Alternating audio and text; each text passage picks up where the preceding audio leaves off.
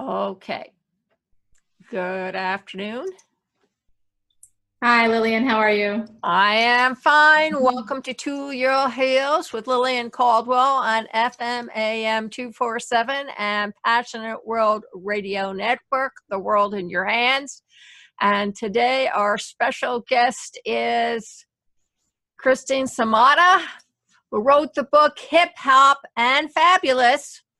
And not only is she going to tell stories about what she and her friends were up to, but it is to help support women in everything that they do. So tell me, what motivated you to write Hip Hop and Fabulous? Sure. Well, the true title is The Misadventures of the Hip and Fabulous. Okay, hold up the book. Okay, here's the book. There you go. There's the title. Great. Yep. So I guess what really started it was an accumulation of just 10 years of great experiences with my pack of girlfriends.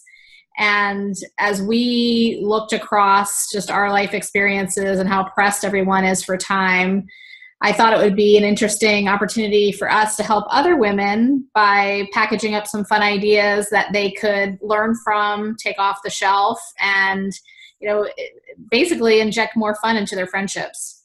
Well, I think that's a great idea because most of the time when women get together, the first thing they do is compare notes on spouses and boyfriends. Next on the lips is they take out the pictures of the kids posted on the board and throw darts at them.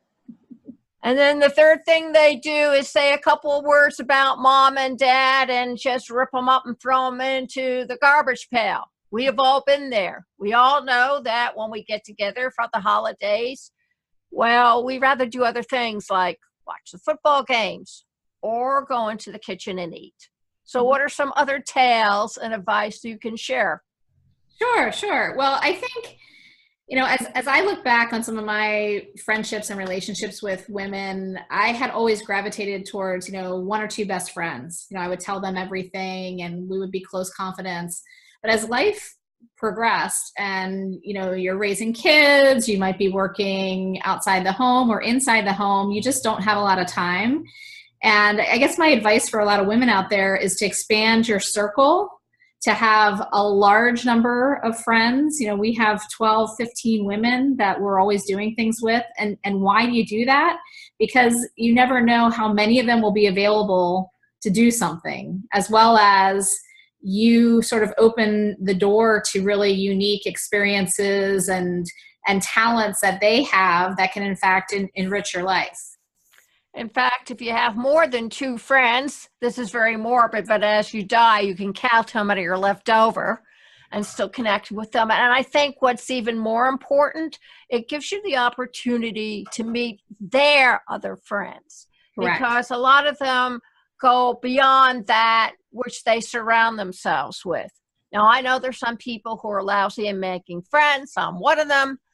And so I don't have hundreds of people at my beck and call. However, as being involved with broadcast media, the thing in the matter is I have a couple of thousand friends running around out there at any one time.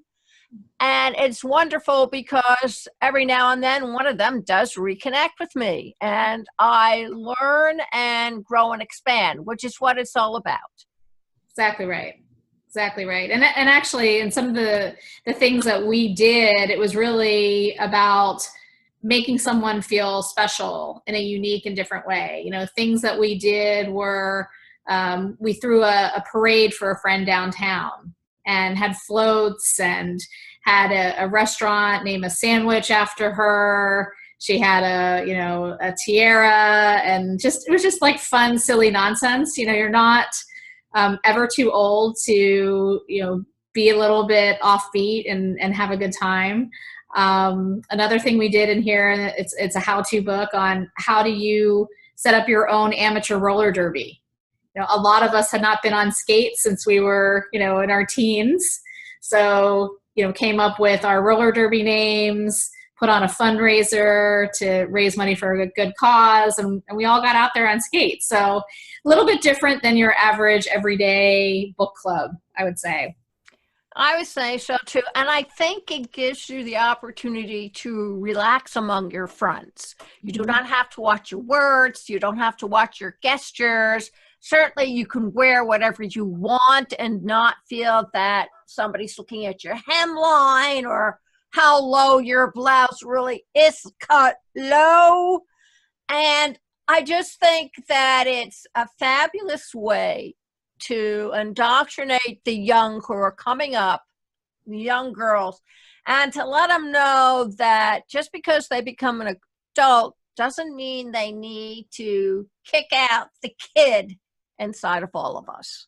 Absolutely, absolutely. You're spot on. I mean, that's what it was all about. It's just bringing people together. There's so many ways women are coming together. Whether you're breaking the glass ceiling, whether you're really passionate about the Me Too movement, and I just thought, hey, why don't we get more people from zero to fun faster? And I think a lot of the opportunities are probably for someone who's maybe 18, 21, kind of like almost out of that sorority college experience, but on to wanting to do more with their local friends in their in their next chapter. I really think you ought to concentrate on the baby boomer group because there are a lot of women now who are retiring, and outside of their spouses, a lot of them are at odds as what they're going to do. I mean, the kids aren't home or shouldn't be at home. And if you work it right, the grandkids are there, but not quite, which is very nice. My grandkids turned 12, so they're in their teen years now. And after a hug, that's about the closest I see them. And except for the 5-year-old who hangs around a lot and he's a lot of fun, there's not a problem. But I really believe that the women in the baby booming years can really go to town with friends. So what about it, Christine? Oh, yeah. Oh, that you're exactly right, Lillian. It's funny because if you read some of the reviews on the book, and it's from all generations. I really designed the book ultimately for someone age 21 to 121. Okay. As long as you are alive and wanting to have a good time, there's something in it for you. And frankly, like my mom and her colleagues have read it, and they're 20, 25 years older than I am, and totally enjoyed it and starting to put some of these ideas in practice. So yeah, I think that there's no generation really that's truly left out. Well, that I'm really glad to hear that because women from the past were taught that the only female companionship that they should have outside of their mothers were maybe one or two ladies, but the men certainly didn't encourage it. They have always had club for men where the men can go and drink and smoke cigars, but you notice they've never had clubs for women ever in any generation and any decade, and it kind of makes you wonder why. Maybe they're afraid. It's so funny you mentioned that because actually one of the dreams that my girlfriends and I have had, we haven't acted on this yet, but it could be in maybe a subsequent book, but we've wanted to have a girl pad, right? Where you could just all pitch in a little bit of money and you had a place to, jump into in the city. If you wanted to stay overnight, take in a show, do whatever you wanted without the distractions and quite frankly, the commitment that comes with the family, and everything in your typical life. So yeah, I'm a big proponent of more girls clubs. I think it'd be terrific. We could all get together and buy one brownstone in New York, for example. Exactly. Between all 700 of us, we should probably be able to afford that. That's right. And have a place to go where you can just let your hair down, literally, and do what you want without having to feel that you're still on public display because in a motel or hotel you are. Let's face it. I mean, the guys eye you as soon as you walk in, and you can see from their facial expressions whether or not you pass mustard. Well, quite frankly, my dear, you should be stuffed into a toilet head.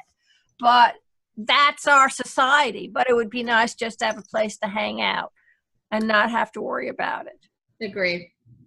So what other things are you planning to do? Or basically, what other things do you touch on in the book so people know what they are? Sure. So in the book, there's 10 chapters of just, how to have fun. And there's a little description of what I did with my group, and then there's actually a couple steps. If you wanted to replicate this, here are the 4 or 5 steps on how to do that. So that's great. And then for people who want to stay connected with us, we have a Instagram channel at Hip and Fab.